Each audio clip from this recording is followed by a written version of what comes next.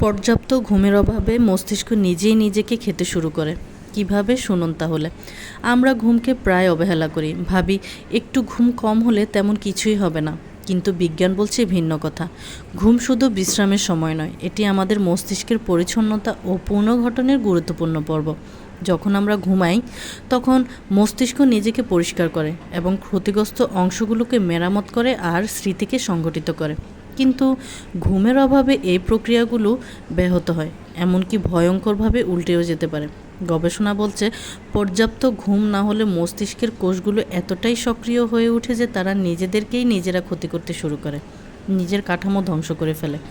ভালো ঘুমে মস্তিষ্কের কোষগুলো বিষাক্ত পদার্থ সরিয়ে ফেলে। ঘুম কম হলে এই কোষগুলো অতিরিক্ত সক্রিয় হয়ে নিজেদেরই ক্ষতি করে। তাই পর্যাপ্ত ঘুম না হলে মস্তিষ্ক ধীরে ধীরে নিজের কাঠামো নষ্ট করতে শুরু করে। কখনোই ঘুমকে অবহেলা করবেন না। ঘুমকে সবার আগে প্রাধান্য দিয়ে নিজেকে নিজে সুস্থ রাখবেন। ধন্যবাদ সবাইকে।